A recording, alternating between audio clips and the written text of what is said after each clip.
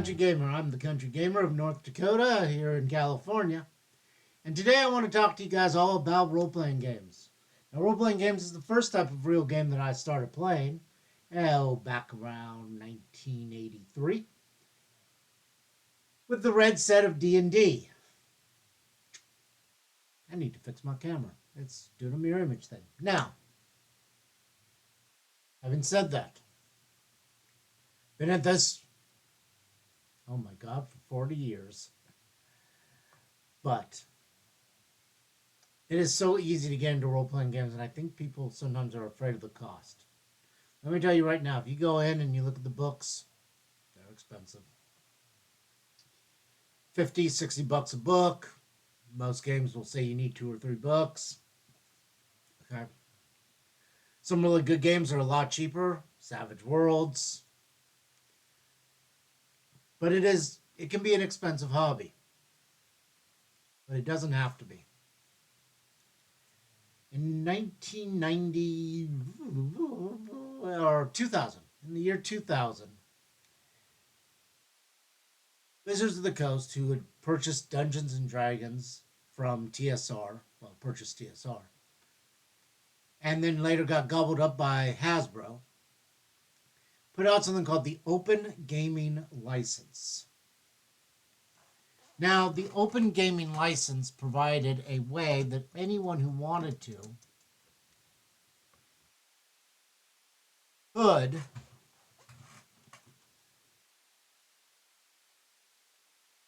get to that in a minute, could put out material using the D&D 3rd edition rules.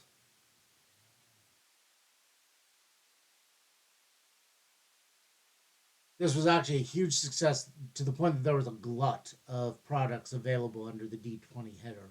That's what the Open Gaming License called anything not specifically made by WotC. Tons and tons of things. Some good, some bad, some what the. Now, understanding that Hasbro, being a huge company, wanted certain things WotC had, namely Magic the Gathering.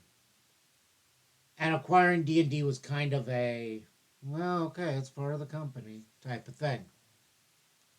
So they really were trying to keep the brand alive, but turning it over to other people.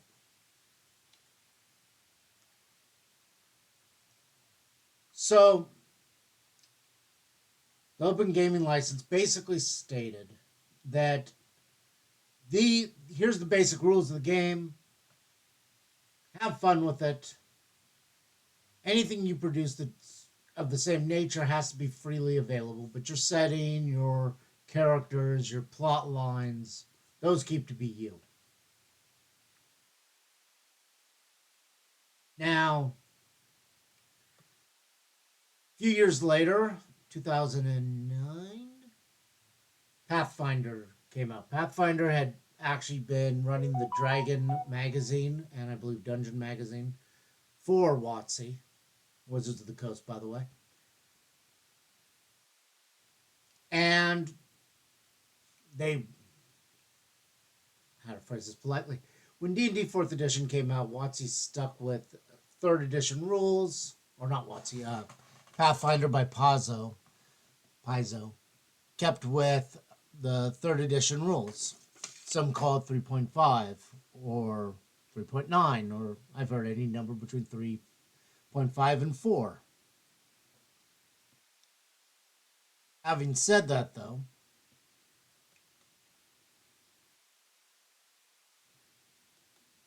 today to start playing Pathfinder 3rd edition, great game, years and years and years of support.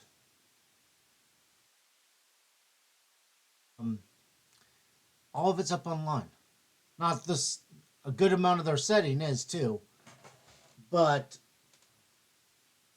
all the game rules, all the rules are there. Today, when I was at the front of the local gaming store, Utopia Games in Modesto, California, I priced a set of polyhedral dice. That's the kind of dice you would use for D&D, or Pathfinder. The cheapest set was $5.95. However, I would not recommend those. They would kill my eyes. So $6 set of dice. And then went to the dollar store, Dollar Tree. $1.25 for a thing of paper, thing of pencils. Okay? Guess what? You're ready to go. So for less than $10, you can be playing this game. Oh, but what about the rules? Well, let me see if this works. Yay! I got that right. The Archives of Nethys. Nethys is a god in the Pathfinder game, god of magic. Okay. Website is https colon // www.aonprd.com. But I assure you, type in Archives of Nethys, this will come up. These are 3 different D20 games. Pathfinder First Edition, which is what I like. Second Edition. And Starfinder. All up here. All ready to go. Starfinder is a science fiction version. Okay.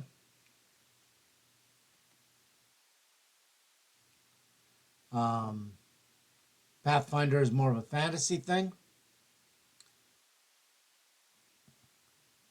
But as you can see, we have all the rules,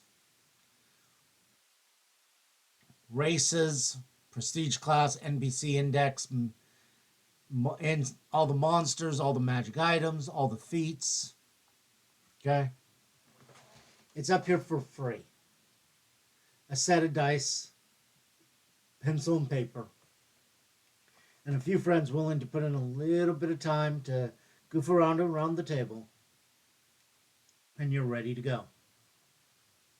For those who've been fans of Stranger Things and wanted to play that version of D&D, well, that's first edition, but it's very similar to this.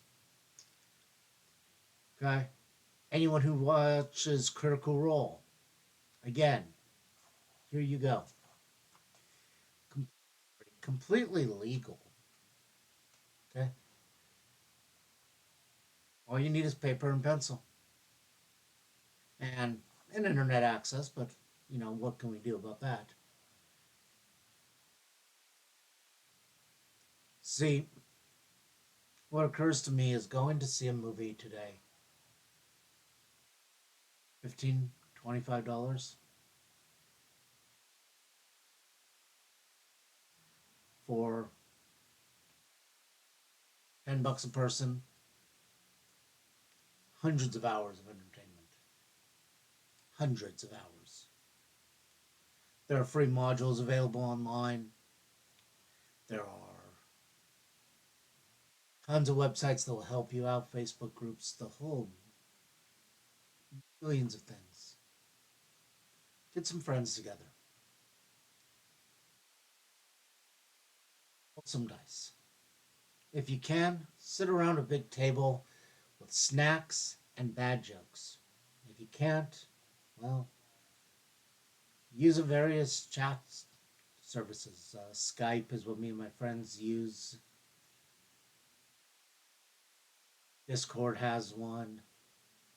Facebook can be used. Whatever it is. I'm asking y'all. Get together with your friends. Play a few games. I want to do a game review once a month. This is the first one. So let's talk about what Pathfinder is. Like I said, Pathfinder is based on the original D20 OGL, Open Game License. In it, you create a character. The basic races that you can be. And we're just going to use core. There's a lot of options, but dwarves, elves, gnomes, half-elves, halflings, half-orcs, and humans.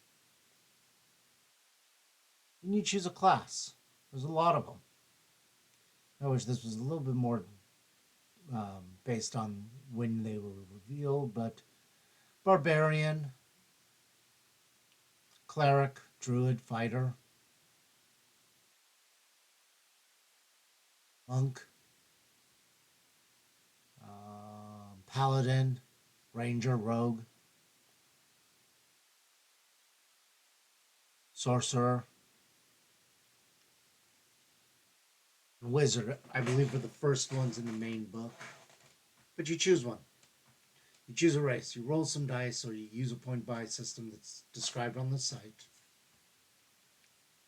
And then a dungeon master goes and creates a story that your characters interact with. And by what your characters do and how they roll, the story changes and adapts. And it's a narrative, it's a shared narrative among friends. 30 years later, I still talk about the time my Minotaur got his horns stuck in a castle keep. The time my scrawny mage bluffed 3 ogres.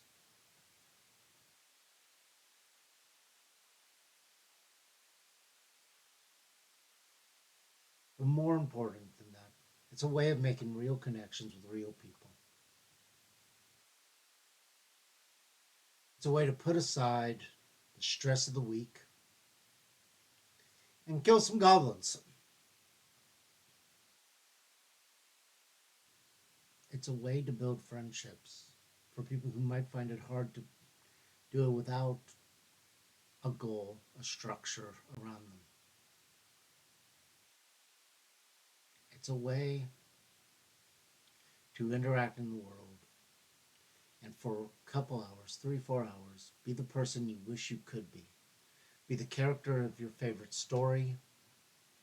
Be the character who you're not brave enough to be in the real world. You can do it for practically free. You can do it for less than the McDonald's you stop at on your way to your friend's place to play. Once you pay that $15, not even 15, $11, $10, you get to do it over and over again. It's not like you pay the one time and then you can't do it again.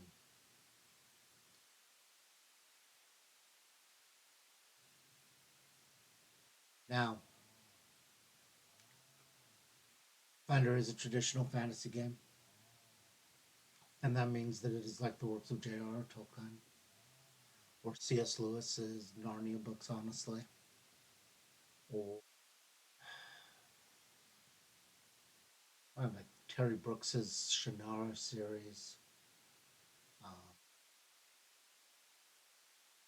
Weiss and Hickman's majority of what they've written, actually.